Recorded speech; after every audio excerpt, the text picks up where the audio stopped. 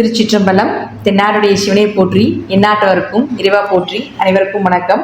நாம் இன்னைக்கு சனி பகவானுடைய பெயர்ச்சி பலன்களை பற்றி தான் பார்க்க போகிறோம். மார்ச் மாதம் 2025 19ஆம் தேதி இரவு 9:44 சனி பகவான் சனிக்கிழமை உத்திரட்டாதி நட்சத்திர நாட்களில் மீனராசிக்கு பயிற்சியாகிறார். அதாவது கும்பத்திலிருந்து மீனத்துக்கு பயிற்சியாகி வருகிறார். ராகுவோட சேரப்போகிறார். சனி பகவான் 2.5 வருஷத்துக்கு ஒரு தடவை மாறுவார். ஒரு சிலருக்கு திருக்கணிதம் நல்லா பேசுது, ஒரு சிலருக்கு வாக்கியம் அருமையாக பேசுது. இது திருக்கணித முறைப்படி மாறக்கூடிய சனி பகவானுடைய பயிற்சி.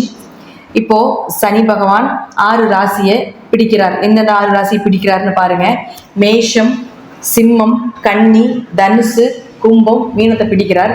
விடக்கூடிய ராசிகள் ரிஷபம், மிதுனம், கடகம், துலாம், விருச்சகம், மகரம். இந்த 6 ராசியை விடுவிக்க போகிறார். இது எல்லாத்துக்குமே பொருந்தும். இந்த 6 ராசிக்காரர்களுக்கு மட்டும் பொருந்தாது. உங்க ஜாதகத்துல ஜாதக கட்டத்தை எடுத்து வச்சுக்கோங்க. எடுத்து வச்சுட்டு இந்த நான் ஸ்டார் போட்டிருக்கக்கூடிய 6 கட்டங்கள்ல எந்த கிரகம் இருக்குதுன்னு நோட் பண்ணி வச்சுக்கோங்க. அது இந்த பிறவியில உங்களுக்கு என்ன கொடுக்க வந்திருக்கிறதோ, என்ன கொடுக்க வேண்டாம் அப்படின்னு இந்த பிறவியில இருக்கோ, அது எல்லாமே சனி பகவானுக்குள்ள லாக் ஆக போகிறார்.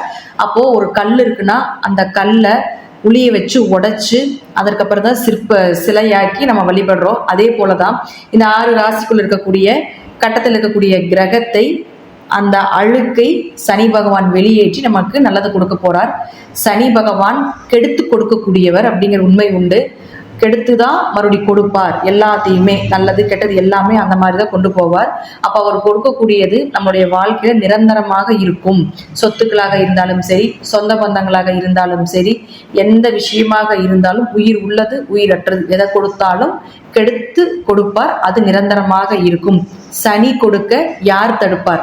அதே போல சனி கெடுக்க யார் கொடுப்பார் அப்படிங்கிறது இந்த வசனம் கண்டிப்பாக பொருந்தும் அப்படிங்கிறத நான் நம்புறேன். இப்போ ஒவ்வொரு ராசிக்கும் சனி பகவான் என்ன பண்ண போறார் அப்படிங்கிறத நம்ம முழுமையா பார்க்கலாம். அந்த கட்டத்துக்குள்ள இருக்கக்கூடிய கிரகங்களையே நான் உங்களுக்கு தனிப்பட்ட முறையில உங்க ஜாதகத்தை வச்சு அனலைஸ் பண்ணும் பொழுது தெளிவாக புரியும். அதையும் நீங்க பார்த்துக்கோங்க. துலா ராசிக்குண்டான சனி பயிற்சி பார்க்கலாம். துலா ராசிக்கு பார்த்துட்டீங்கன்னா ராசிக்கு 6ஆம் இடத்துக்கு சனி பகவான் வருகிறார். அங்க ராகுவோடு இருக்கிறார். அப்போ எதிரிகளை ஜெயிக்கக்கூடிய அமைப்பு ஃபர்ஸ்ட் கிடைக்கும். எப்பேற்பட்ட எதிரியா இருந்தாலும் ஜெயித்து மேல வரக்கூடிய ஒரு அமைப்பை ஏற்படுத்தி கொடுப்பார். துளாராசியா இருந்தாலும் இளரை சனி ஒன்றும் பண்ணாது, அர்த்தாஷ்டம சனியெல்லாம் ஒன்றும் பண்ணாது துளாராசிக்கெல்லாம் சொல்லுவாங்க. அப்படிலாம் கிடையாது.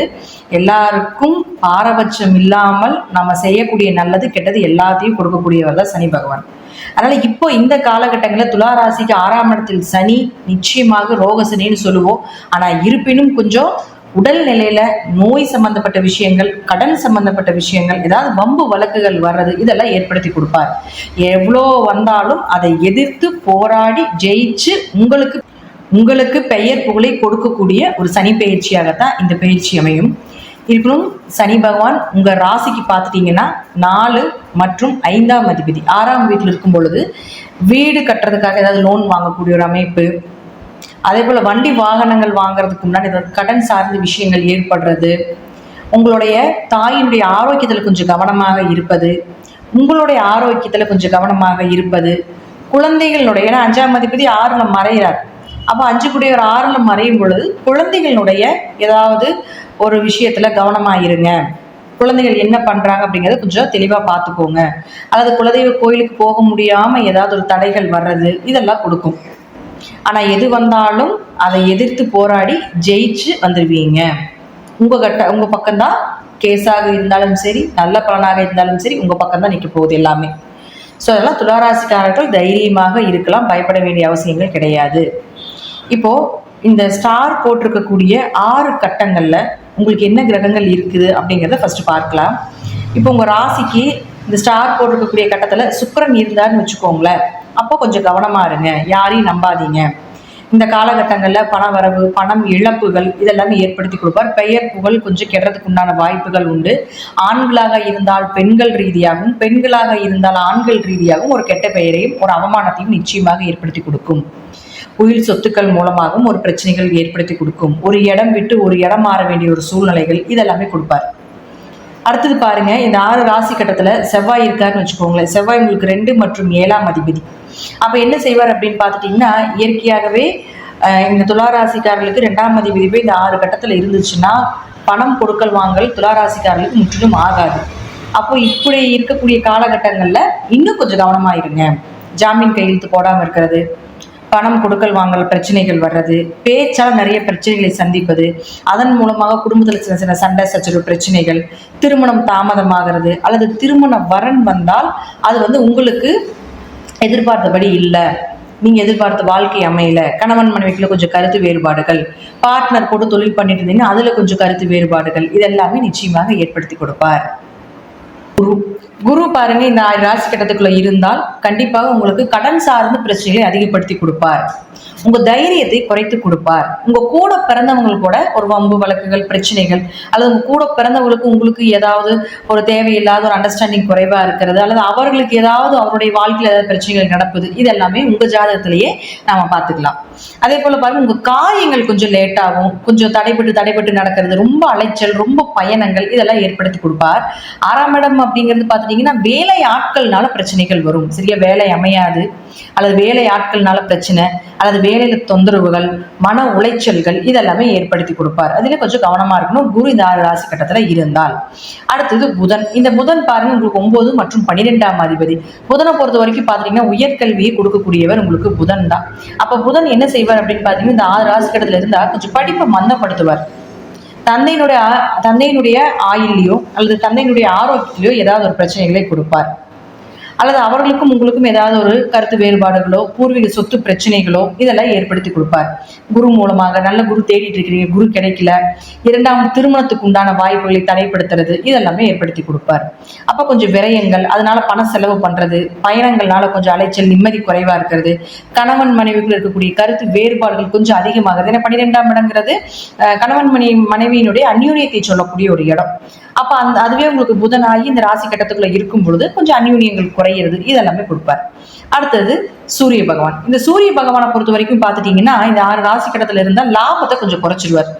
எதிர்பார்த்த லாபம் கிடைக்காது, அல்லது பெரிய லாபம் வர்றதுக்கு உண்டான எஃபர்ட் போட்டு அதுல ஏதாவது ஒரு தடை தாமதங்களாகி பண விரயத்தை கொடுக்கறது, இதெல்லாமே பண்ணுவார்.